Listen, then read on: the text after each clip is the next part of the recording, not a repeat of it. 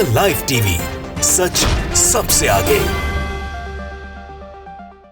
बार बार एक कदम को लेकर भारत की मोदी सरकार को अमेरिका ने चेताया, जर्मनी ने चेताया, ब्रिटेन ने चेताया, बाकी देशों ने भी चेताया, लेकिन भारत की मोदी सरकार अपनी मनमानी करती रही। दोस्तों, भारत ने रूस यूक्रेन युद्ध में शुरू से ही रूस का साथ दिया और बाकी देशों के सामने अपना स्टैंड न्यूट्रल रखा, एकदम क्लियर रखा, जिसके बाद अब भारत को न्यूट्रल स्टैंड की वजह से अमेरिका के बाद जर्मनी से भी दुश्मनी पालनी पड़ सकती है। नमस्कार, मेरा नाम है जयंती झा और आप देख रहे हैं द लाइव टीवी। दोस्तों, रूस का विरोध ना करने पर भारत को न्यूट्रल स्टैंड भारी पड़ गया है। प्रधानमंत्री नरेंद्र मोदी के जिन बढ़िया और उम्दा विदेशी संबंधों पर आए दिन गोदी मीडिया ने ढोल पीटा हुआ था, अब इनका जो ये ढोल है ना, ये फट गया है, क्योंकि भारत को जर्मनी ने G7 समिट में शामिल होने से पहले ही बाहर का रास्ता दिखा दिया है। जी हाँ दोस्तों, वो भी सिर्फ मोदी जी की कारस्तानियों की बदौलत, इनकी करनियों की बदौलत। जून में G7 समिट होने वाला है इस साल, जिसकी अध्यक्षता इस साल जर्मनी कर रहा है, जो कि ग्रुप ऑफ 7 का सदस्य देश है। जर्मनी ने तय किया है कि पीएम नरेंद्र मोदी को भारत के प्रधानमंत्री के तौर पर इस समिट में बुलाया जाएगा या फिर नहीं बुलाया जाएगा, इस पर फिर से विचार किया जाएगा। जर्मनी में 26 से 28 जून तक G7 देशों की मीटिंग होने वाली है। आपकी जानकारी के लिए बता दूं दोस्तों कि G7 दुनिया की 7 सबसे बड़ी अर्थव्यवस्था वाले देशों का समूह है।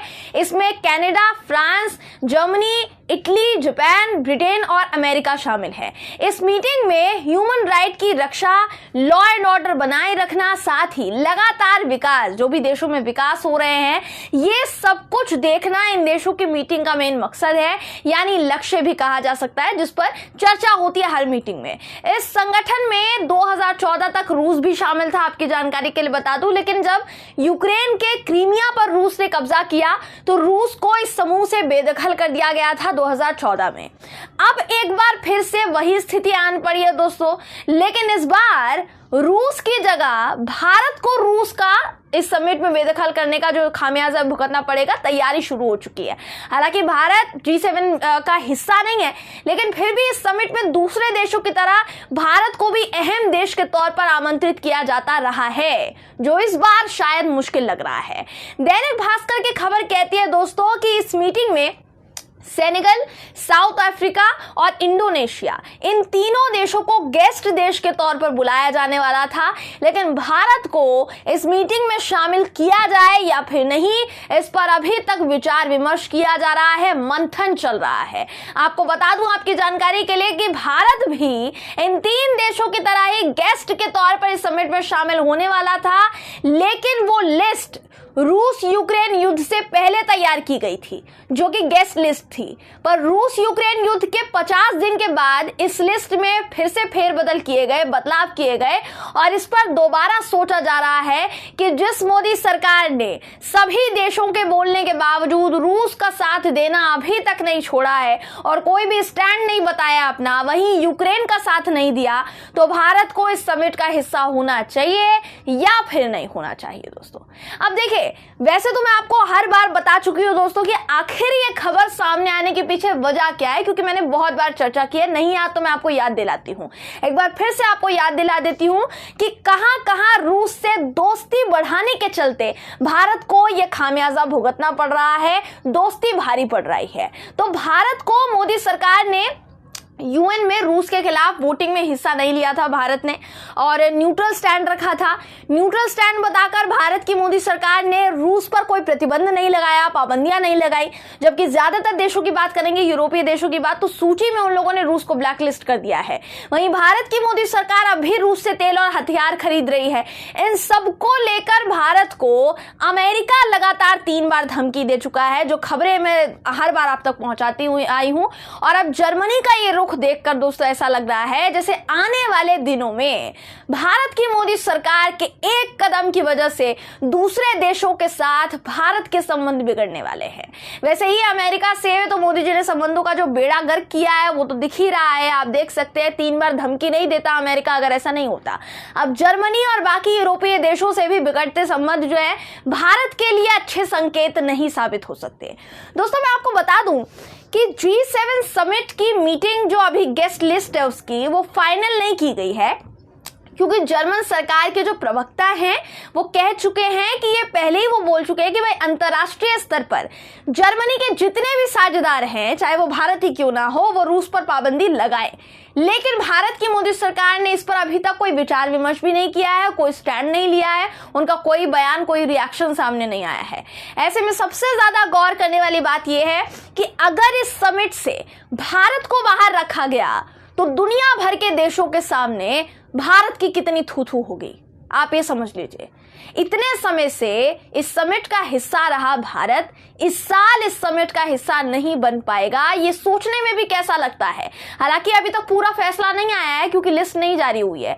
कितनी बेइज्जती करवाएंगे प्रधानमंत्री नरेंद्र मोदी, ये आप यहीं से अंदाजा लगा सकते हैं दोस्तों, क्योंकि अगर ऐसा हुआ तो बेइज्जती से ज्यादा ये कुछ नहीं होगा। जैसा मैंने आपको बताया कि ये पहली बार नहीं है जब किसी देश ने रूस का साथ देने के लिए भारत को इतना बड़ा खामियाजा भुगतने के लिए सामने खड़ा कर दिया है। इससे पहले आपको मैं फिर से याद दिलाना चाहूंगी, अमेरिका भारत को 3 बार धमका चुका है, 2 बार चेतावनी दे चुका है, 1 बार खुले तौर पर धमकी दी थी हाल ही में। अमेरिका के आर्थिक सलाहकार ब्रायन डीज ने कहा था दोस्तों, जो खबर मैंने आप तक पहुंचाई थी, कि रूस से गठबंधन पर भारत को कीमत चुकानी पड़ सकती है। भारत और चीन ने जिस तरीके से न्यूट्रल स्टैंड रखा अपना, उससे अमेरिका काफी निराश हुआ है, अमेरिका काफी नाराज है। मॉस्को के साथ ज्यादा रणनीतिक गठबंधन के परिणाम दीर्घकालिक यानी लॉन्ग टर्म होंगे, ऐसा उन्होंने कहा ब्रायन डीज ने। एक तरफ अमेरिका, यूरोप, ऑस्ट्रेलिया और जापान ने रूस पर आर्थिक प्रतिबंध लगा रखे हैं, तो वहीं दूसरी तरफ भारत ने इन प्रतिबंधों को मानने से इनकार कर दिया, ऐसा उन्होंने कहा। और उन्होंने कहा कि वो उससे तेल आयात करने की तैयारी में है, यानी भारत जो है तेल आयात कर रहा है से। इस मामले में भारत की प्रतिक्रिया वॉशिंगटन के साथ उसके संबंधों को जटिल बना रही है। भारत को एशिया में, जहां चीनी प्रभाव का मुकाबला करने में एक महत्वपूर्ण जरूरी भागीदार के रूप में देखा जाता है, उस स्थिति में भारत का अमेरिका के खिलाफ रुख सही नहीं है। ऐसा किसने कहा दोस्तों? ऐसा ब्रायन डीज ने कहा। अमेरिका के राष्ट्रपति जो बाइडेन के आर्थिक सलाहकार ने भारत को लेकर यह बयान दिया था, तो ये एक धमकी दी थी। उससे पहले अमेरिका के डिप्टी एनएसए दलीप सिंह भारत में आकर भारत को चेतावनी देकर गए थे, ये कहकर कि भाई अगर चीन ने एलएसी के अंदर घुसपैठ की तो रूस बचाने नहीं आएगा, और ये कोई भी देश सपने में भी नहीं सोच सकता है कि रूस बचाने आएगा भारत को। तो अमेरिका ने तीसरी धमकी से पहले दूसरी धमकी दी थी। उससे पहले सबसे पहले जो धमकी दी थी, जब रूस यूक्रेन युद्ध शुरू था, तो जो बाइडेन ने साफ कहा था कि जो भी देश रूस का साथ देगा उसे बहुत बड़ा खामियाजा भुगतना पड़ सकता है, उस पर दाग लग सकता है।